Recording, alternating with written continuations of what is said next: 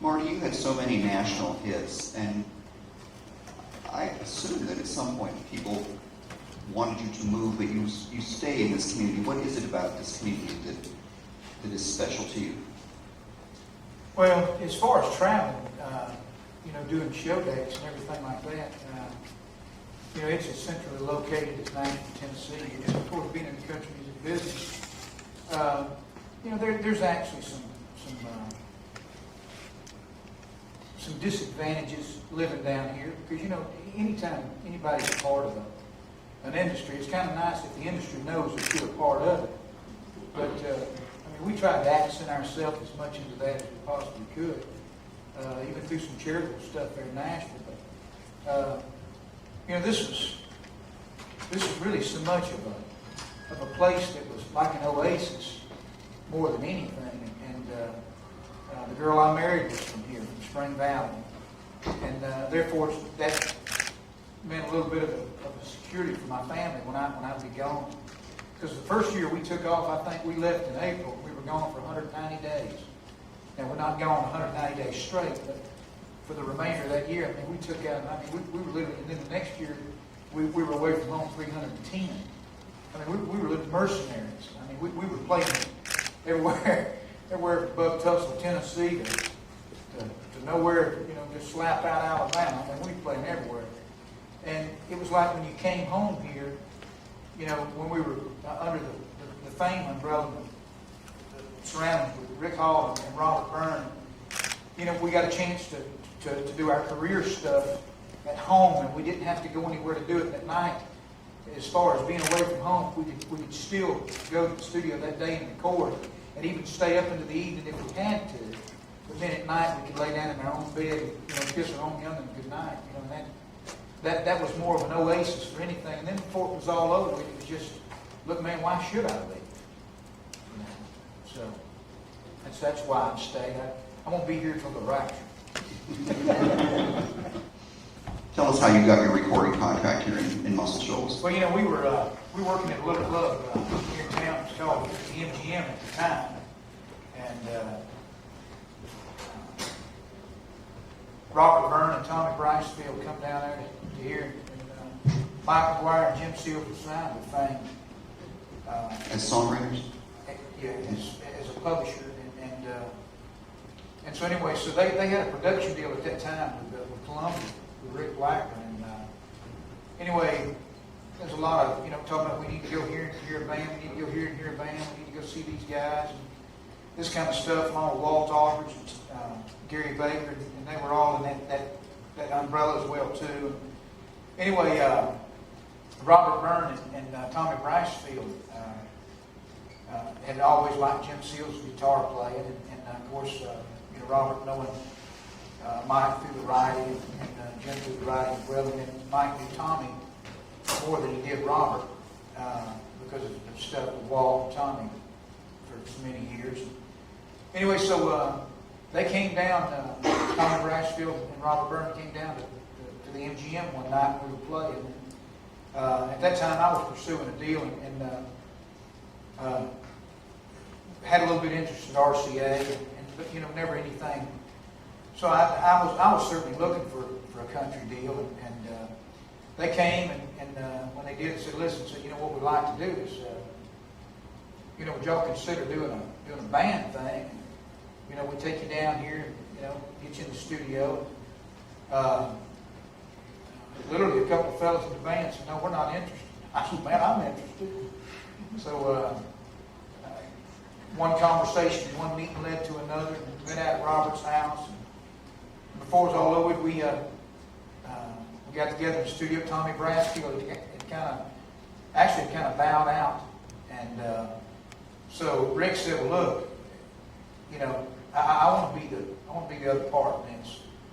So he and Robert discussed their deal and wanted to know if it was all right with us. And we certainly didn't have a bit of problem with it at all. So that's really how that started. We went to the studio in December of '87, and in February or March at that time, they brought it to finished product to Rick Blackburn and Joe Casey and them at CBS. And Next thing we know,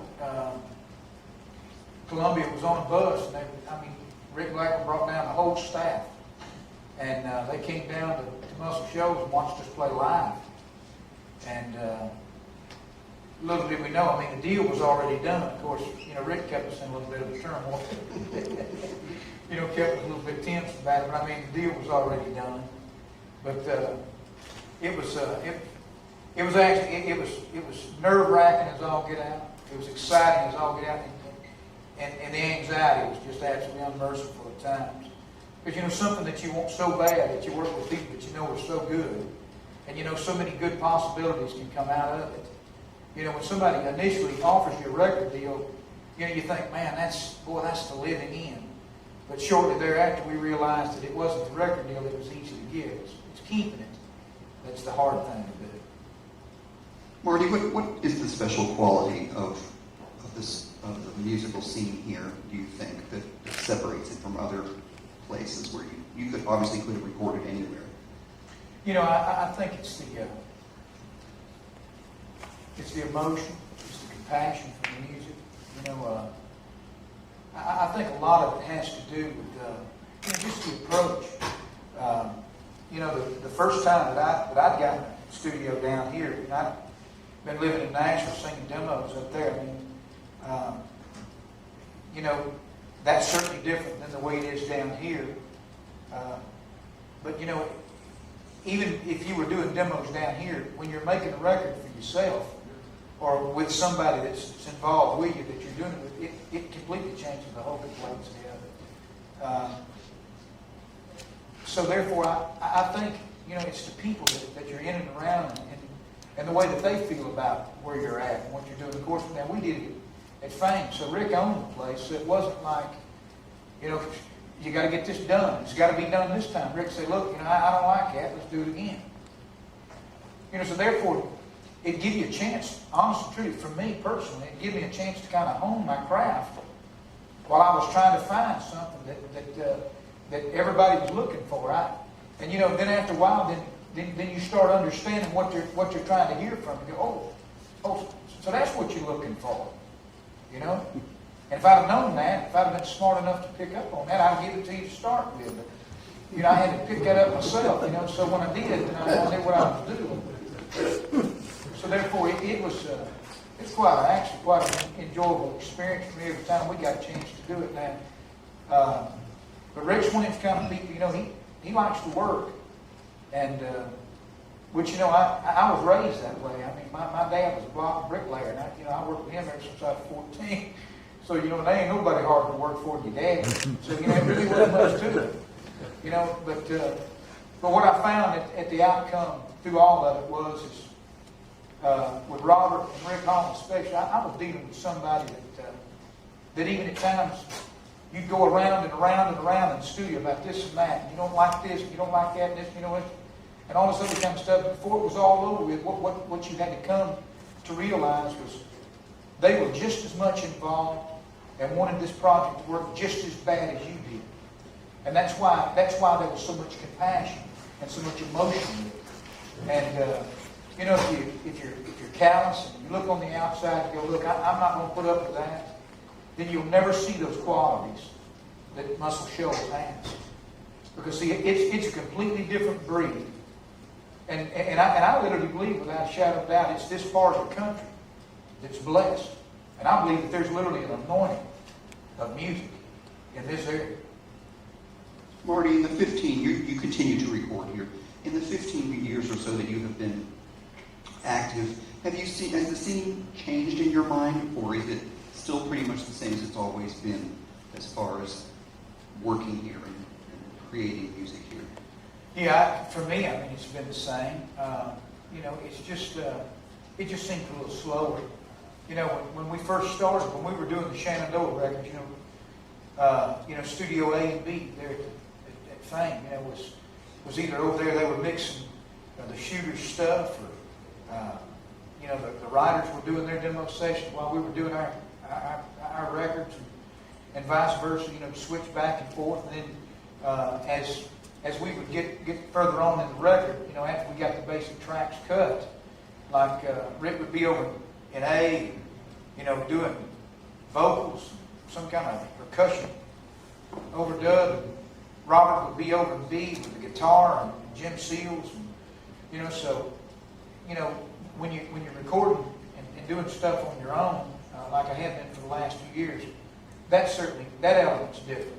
But also in the same breath, it wasn't really different for me than what I've done. You know, I might leave Studio A to go to Studio B to sing a harmony part while some kind of percussion or something like that was going to go on, and then I'd go back over to A and do another vocal or whatever. But as far as the way that a session comes about and goes down, you know, that's the good thing about Muscle Shoals and about what everybody's saying. And it's had that common thread to the same thing. It hadn't changed any. You know, of course, technology's brought it along. You know, now you got Pro Tools that are hooked up with stuff that you put on the knee board that runs through that stuff. You can make a few of the things a little bit better and stuff like that. Make things tighter, makes mixing. You know, you can master a record here. You know, I mean, just literally in the studio and all that kind of stuff. But outside of that, the reason why you want to cut records here, you know, it just doesn't change.